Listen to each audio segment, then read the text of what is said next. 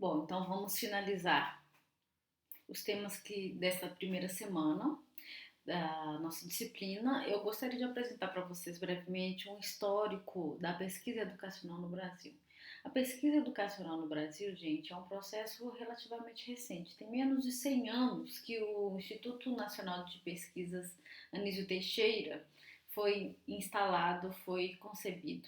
Nós vimos na disciplina do semestre passado que a década de 30 foi um momento especial, uma década onde não só o Brasil, mas outras partes do mundo, outros países, outras nações desejavam a modernização, desejavam melhorar aquilo, fazer uma sociedade diferente da que havia sido construída até então.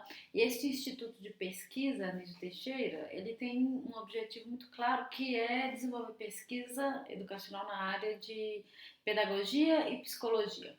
Ele tinha o objetivo de entender melhor como que se dá o processo de ensino e aprendizagem dos estudantes. Então, as principais pesquisas na década de depois da criação desse instituto em 1938, passando ali pelas décadas de 1940 e de 1950, estavam focadas no aprendizado dos alunos, o processo de ensino, quais as melhores etapas para se aprender determinadas coisas, o que é fundamental para determinada idade psicológica, o que é mais pedagógico para ser realizado em sala de aula. Então, as principais pesquisas educacionais nestas décadas estavam relacionadas a esse tipo de trabalho, certo?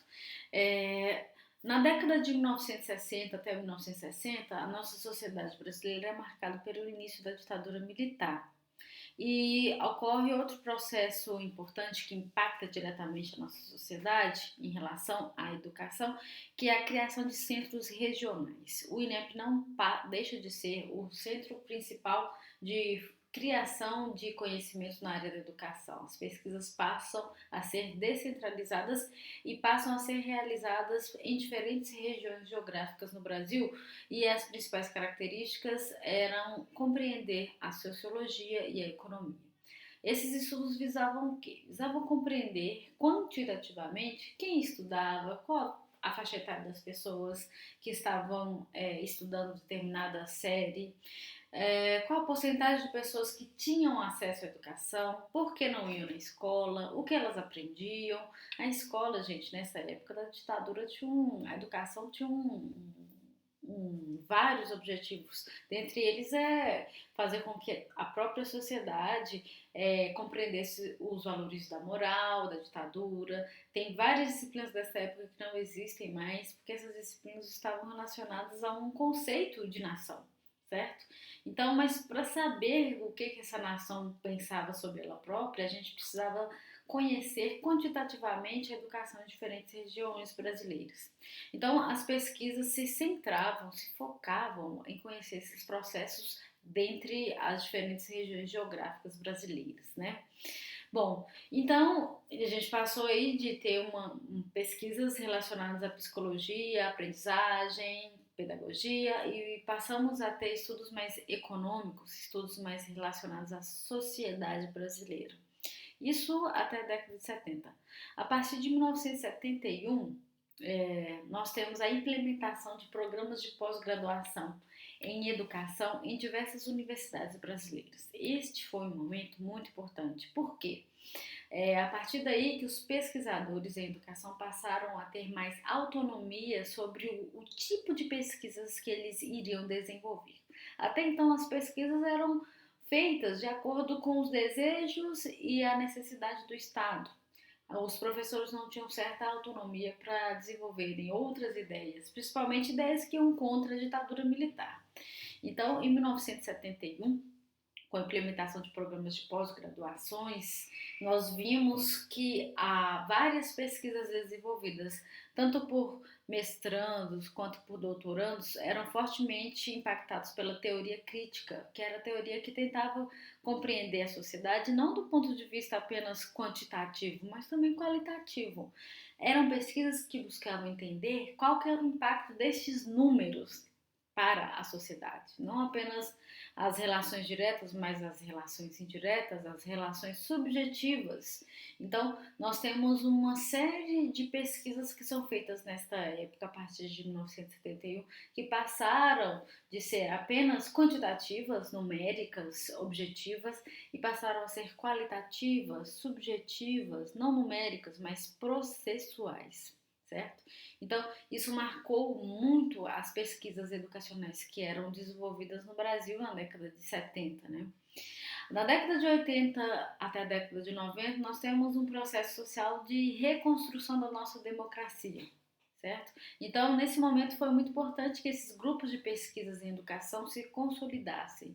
E a gente observa a consolidação de vários pesquisadores no Brasil, o retorno de vários pesquisadores e estudantes que estavam fora do Brasil, aprendendo a fazer pesquisas com outras referências, com outros centros educacionais, e eles estavam então retornando para o Brasil, trazendo novos conhecimentos, novas formas de pesquisar. Isso é muito enriquecedor para a pesquisa educacional no Brasil, na década de 80, década de 90. Mas a gente observa também alguns modismos nas pesquisas que eram desenvolvidas. E também nós observamos alguns problemas em relação à teoria e método. Como vários trabalhos que eram desenvolvidos nessa época passaram a ser trabalhos subjetivos, qualitativos, os métodos eles nem sempre eram muito bem definidos. E tem também uma predominância de pesquisas que eram feitas de cunho muito regional, que focava demasiadamente no subjetivo e por isso elas não conseguiam expandir para uma questão mais geral, para uma visão mais geral e pouco contribuíam para a gente melhorar a gestão da educação, para a gente entender a educação brasileira como um todo e não apenas em casos isolados e específicos. Esses são problemas que são relatados por grandes pesquisadores educacionais no Brasil e esses problemas, teoricamente, eles continuam a partir dos anos 2000. Isso não foi totalmente superado. Nós observamos sempre alguns temas que são pesquisados pelos mestrandos, pelos doutorandos, mas a partir do ano 2010, da primeira década de 2010, lá 2009, 2010, a gente começa a superar essa dicotomia pesquisa quantitativa e qualitativa. Então a gente vê o retorno e o retorno não apenas de pesquisas que consideram não apenas as questões subjetivas, mas também as questões objetivas, nós também vemos reacender levemente esse debate sobre o método e as teorias que embasam a pesquisa educacional brasileira, o que é muito bom. E para os a partir dos anos 20, né, desse milênio 2020, nós temos vários desafios em relação à pesquisa educacional. Um deles é superar esses modismos de temas que são sempre trabalhados em pesquisas dos pós-graduandos.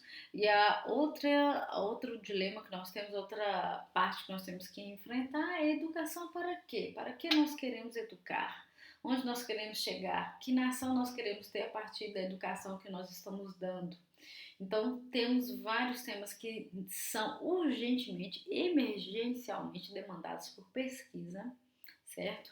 E eu desafio vocês, eu desafio todos nós a fazermos pesquisas no Brasil bem feita, com teoria bem embasada, pesquisas que sejam referenciais não apenas para a nossa região, para a nossa questão mais subjetiva, da minha escola, do meu bairro, mas também questões mais amplas que possam ajudar para o desenvolvimento da pesquisa educacional do Brasil como um todo. Desafio você, desafio a mim, desafio todo mundo aqui que está assistindo a gente construir uma educação nova, né? Construir uma educação diferente a partir da construção de um professor diferente.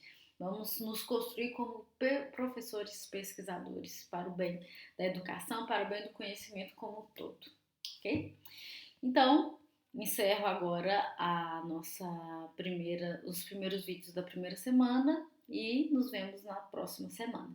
Beijos!